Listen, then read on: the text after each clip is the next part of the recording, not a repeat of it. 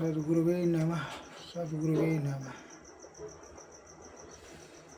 संत स्तुति। सब संतन की बड़ी बलिहारी, उनकी स्तुति कही विधि कीजिए, मोरी मति अति निचय नारी। दुख भंजन भव फंदन गंजन, ज्ञान ध्यान निधि जग उपकारी। बिंदु ध्यान विधि नाद ध्यान विधि, सरल सरल जग में परचारी।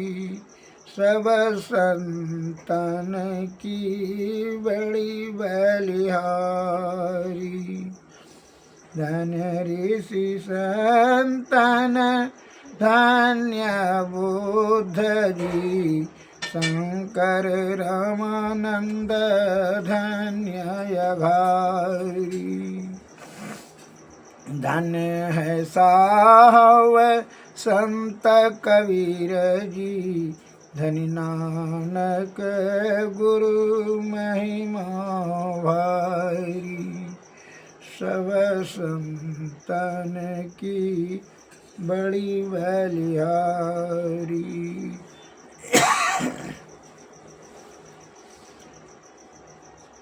गोस्वामी श्री तुलसीदास जी, तुलसी साहब यति उपकारी।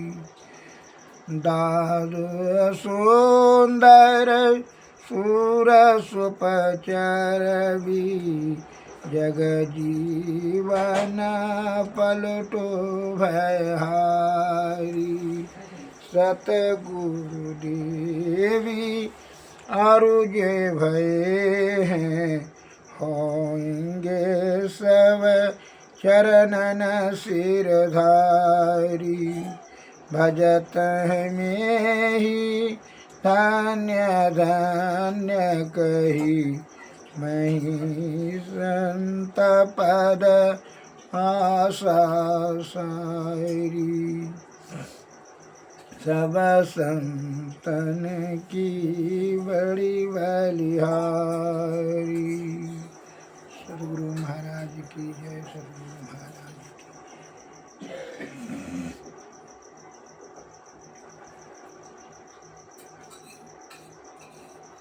जिसका चित्त शुद्ध हो, पवित्र आत्मा हो, वहीं पर शुद्ध बुद्धि, ज्ञान,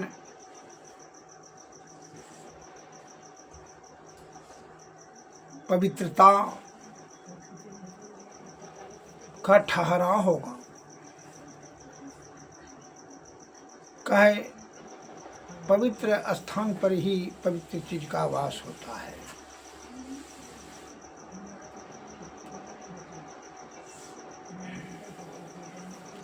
अतः जिनकी शुद्धचित आत्मा हो और पवित्र आत्मा से ईश्वर का स्मरण करे, तो उनको जो है आत्मा में विवेक स्वयं उत्पन्न होने लगता है। आत्मज्ञान जिसे कहा जाता है, वह अपने परिश्रम की कमाई खा करके ही संतुष्ट रहता है। बड़ी सुखी और शांति अपने जीवन में प्राप्त करता है। और जिसको छल कपट परपंच असंतोष कुबुद्धि, दुर्बुद्धि, दुष्ट बुद्धि, सालु बुद्धि, क्रोधी, अहंकारी दुर्गुण से समावेश रहेगा, जिसका मस्तिष्क, वह कभी धनवान होने के बाद भी सुखी मान नहीं होगा, क्योंकि वहाँ संतोष ही नहीं है। इसलिए रामायण में तुलसीदास ने कहा है, कि बिनु संतोषन काम न साही, काम अछत सुख सपनों नाही। जब तक कि संतोष नहीं हो जाए तो काम का नाश नहीं होगा, और जब तक काम रहेगा तो सुख सपना में भी नहीं होगा। स्वामी विवेकानंद जी ने भी, महाराज ने भी कहा है, काम है समुद्र माँ विवेश, काम सागर की भांति अतिरिक्त है, इसका ज्यों ज्यों पूर्ति करेंगे त्यों त्यों उसमें कोलाहल होते चला जाएगा। अनादिकाल से करोड़ों अरबों नदियों से पानी जा रही समुद्र में, क्या उसकी आपूर्ति होगी? उसमें और कोलाहल हो जाएगा और आ जाए। उसी भांति आपका इंद्रियां शिथिल हो गई, आयु छिन्न हो गया, क्या तृष्णा तृप्ति हो गई? कभी नहीं। इसलिए दुख का सबसे जो बड़ा कारण है यह विषय है, और विषय का उत्पत्ति का मूल आधार मड़ल जो है, मुखिया जो है मन है। और सभी श्रेष्ठ में जो है काम वासना तो सभी विषयों से श्रेष्ठ है। यह महापाप, सबसे बड़ा शत्रु कामना है। इसलिए भगवान श्री कृष्ण ने गीता में उपदेश देते हुए अर्जुन को कहा, हे अर्जुन, तस्मात् त्वम इंद्राणी आदो नियम्ये भरतरस्व, पाप नाम परजयी हुए नाम ज्ञान विज्ञान नाशनम। अर्थात हे भरतरस्व मन पार्थ अर्जुन, तस्मात् इसलिए त्वम इंद्राणी आदो मन तुम सबसे पहले, इंद्राणी नियम्ये मन अपने इंद्रियों के विषयों को अपने नियंत्रण में करो सबसे पहले।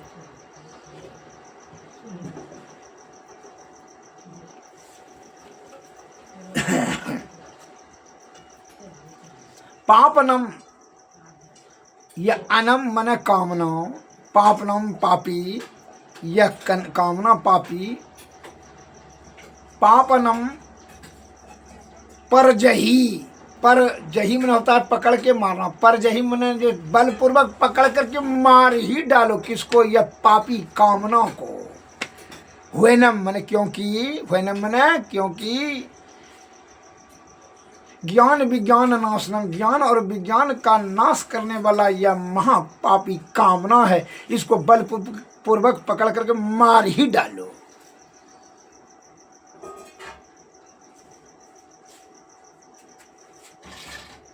तो ज्ञान और विज्ञान को नाश करने के लिए यही कामना ने विज्ञान का नाश कर देता है, आपको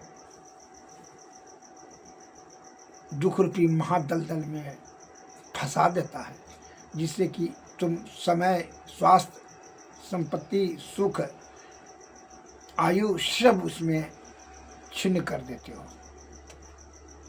यहाँ तक कि जीव आत्मा को उसी के कारण से 84 लाख योनि में विषया आसक्त होकर करके परिभ्रमण करना पड़ रहा है।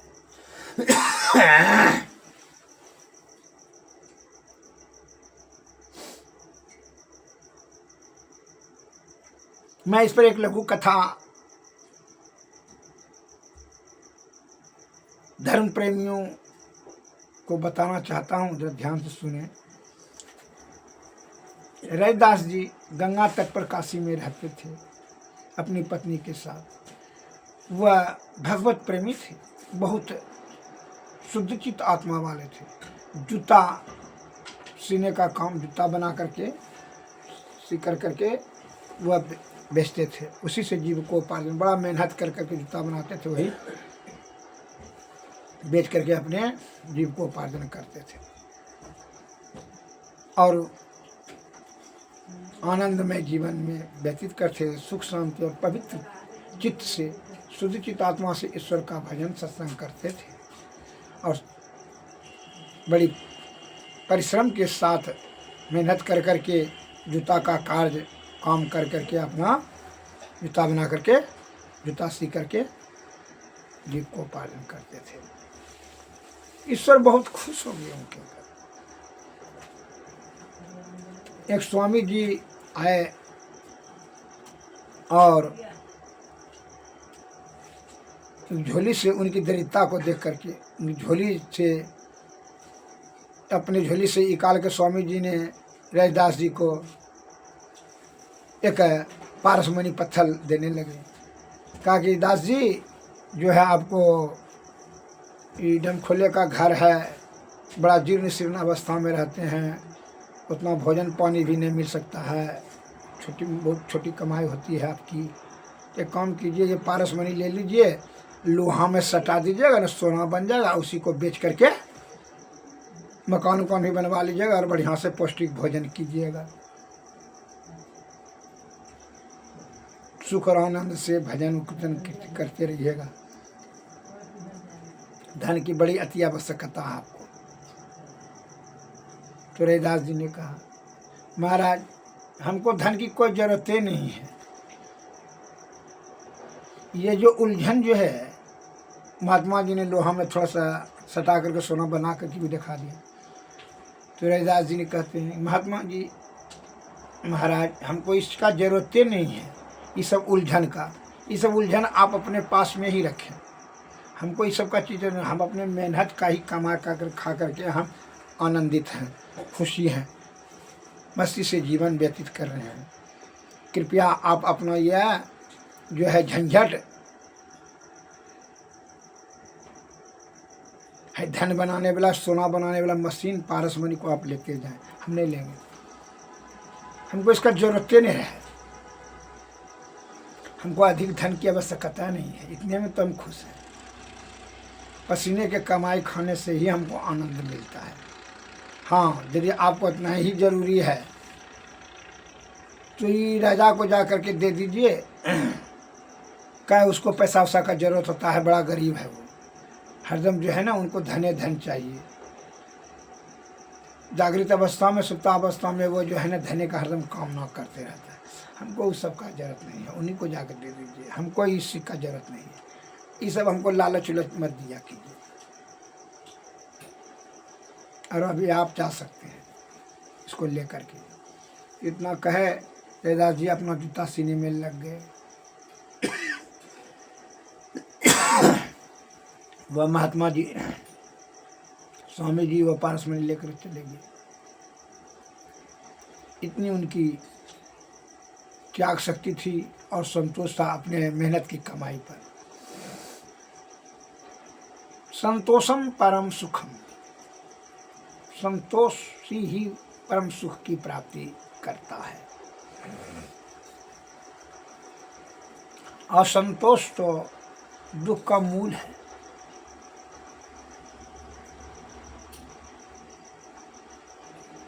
जो बहुत धन रहने के बाद भी असंतोष जिनको है वो सबसे बड़ा गरीब है। और गलत कार्य करके पाप रूपी रास्ता पर चल करके धन संचय की जो भी कामना करता है या कामना करता है या जो कर रहा है, वो समझ लीजिए वो जघन्य पाप का बोझा तैयार कर रहा है, पाप को जमा कर रहा है और जिससे होगा कुछ नहीं। वह पाप उसको जो है ना वो संताप बन करके कष्ट का कारण हो जाएगा।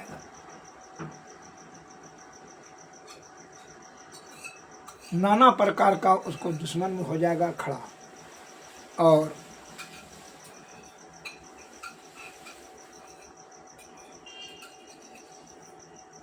चोरू चक्का बदमाश का भय रहेगा, सदैव उसका जान पर खतरे रहेगा। सुख तो उसको दूर दूर तक नहीं हो, वो धन का ही उस जोगबारी करने में ये अपना बल बुद्धि विद्या आयुष सब लगा देगा। और ज्ञान धनवान का यही लक्षण है।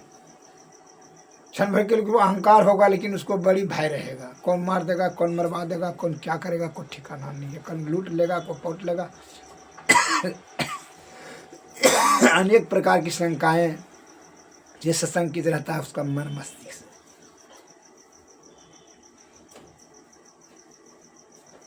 जरा सा भूल चूक हुआ वही धन आपका मौत का कारण हो जाएगा, ध्यान रखिएगा।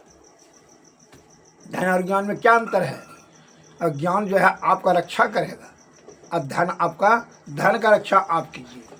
और उसकी रक्षा में जरा सा भूल चुका तो मर्डर आप ही का होगा, वही धन्य मरवा देगा आपको। विलासितापूर्ण वस्तुएं खरीदी जा सकती है जो कि विषय की ओर आपका मस्तिष्क को लेकर के चला जाएगा और विषय रूपी दलदल में जाकर धकेल देगा।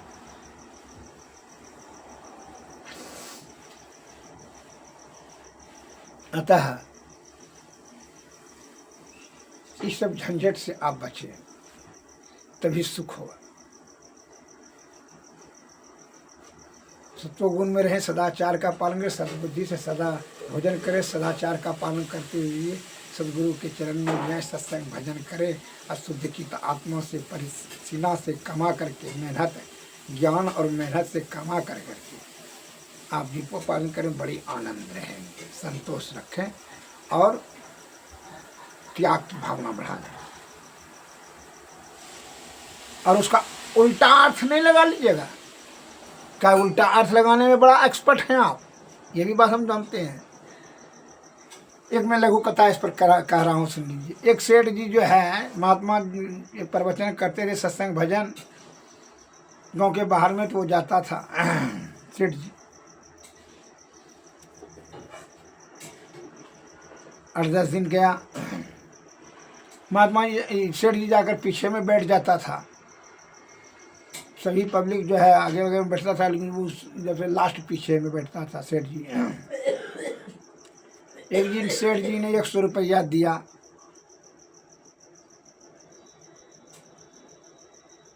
वह सत्संग में दान दिया, तो महात्मा जी ने 10-15 दिन के बाद महात्मा जी ने उनको कहा, जब आया सेठ जी, कहा इधर आगे बैठिए, आइए सेठ जी यहाँ आगे बैठिए। वो आगे आया और वो देखिए उनका बुद्धि देखिए, जिनकी रही भावना जैसी प्रभु मूरत देखें तीन तैसी। जिसकी भावना जैसा रहेगा उसी के अनुरूप सोचेगा, उसी के अनुरूप करेगा, तर्क कुतर्क भी देगा उसी के अनुरूप। तो सेठ जी खड़ा होकर कहता है कि महात्मा जी देखें ना, पैसा में कितना ताकत है, कितना शक्ति है, कि हम जो है 15 दिन से उधर पीछे में बैठते थे, लेकिन हम जो है ना कल पैसा दिए तो आज आप हमको यहाँ आगे में बैठने के लिए कहते हैं। महात्मा जी ने कहा, हम आपके पैसा को महत्व नहीं दे रहे हैं, आपके त्याग शक्ति को महत्व दे रहे हैं। कि आज 15 दिन के बाद, सेठ जी तो पहले भी थे आप और आज भी सेठ जी हैं, लेकिन जो 10-15 दिन गए तो त्याग शक्ति में आपका जो है वृद्धि हुआ, वही त्याग शक्ति का मैंने सम्मान किया कि आप आगे में बैठे। पैसा से अगर यदि मुझे कोई लालसा होता तो फिर जो है ना बिजनेस से साधु महात्मा बनने की हमको जरूरत क्या था। तब तो हम भी बिजनेस करते हैं, व्यापार में करते हैं, गृहस्थ आश्रम में रहते हैं, धन संचय करने में अपना बल बुद्धि खर्च करते हैं। फिर ये सब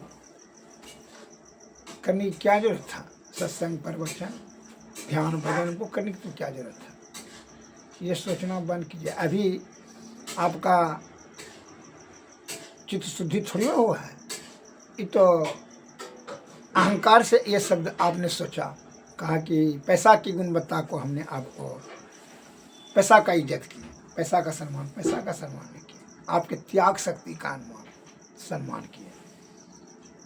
फर्स्ट दिन आपको कहाँ त्याग शक्ति हुआ, कहाँ जा करके दे दिए। ये 10-15 दिन जो सत्संग सुने उसमें आपको त्याग शक्ति में वृद्धि हुई, और ये बात क्षमा कीजिएगा। और सत्संग सुनने की आपको बहुत जरूरत है, समय बहुत कम रह गया।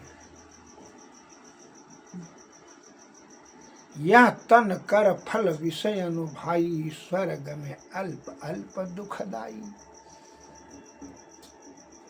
यह तन खाली विषय भोग विलास करने के लिए नहीं मिला हुआ है। जो मालिक ने ये शरीर की संरचना की, क्या आपको कहा करके भेजा है? तो खाली विषय भोग में जाकर के संलिप्त हो जा, अपने बल बुद्धि आयु सबको खर्च कर दे, फिर तो 84 लाख जोनी में परिवार मन करते रहना। यही इसीलिए कब भेजा है। आत्मचिंतन कर करके विचार कीजिए। और तभी जो है का everything melts before that internal radiance. जो परवल जिज्ञासा उनकी सभी समस्याओं की समाधान अंतःकरणीय में है। शुद्ध चित्त आत्मा रहेगा तो ना वहाँ से शुद्ध विचार उत्पन्न होगा, शुद्ध भाव पैदा होगा, शुद्ध बुद्धि, शुद्ध ज्ञान।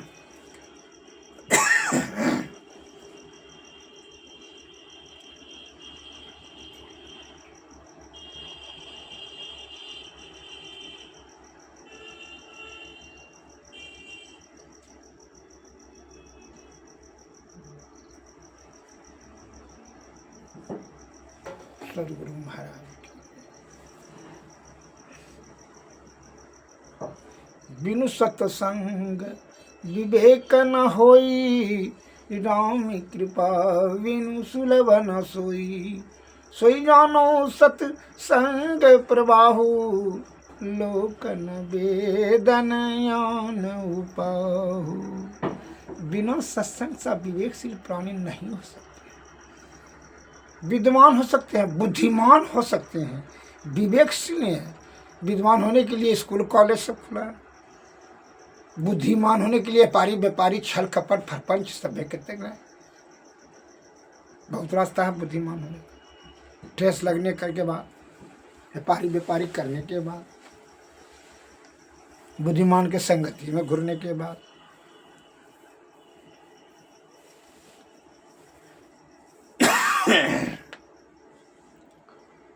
विवेकशील प्राणी होना होगा। यहाँ शुद्ध ज्ञान और शुद्ध विचार उत्पन्न होता है अंतःकरण से। आत्मा में जो ज्ञान जागृति होती है का ये जीव आत्मा जो है परमात्मा का अंश है। अतः विवेकशील प्राणी बनने के लिए सत्संग भजन में जाना अति अनिवार्य है। सदगुरु महाराज की जय। सदगुरु महाराज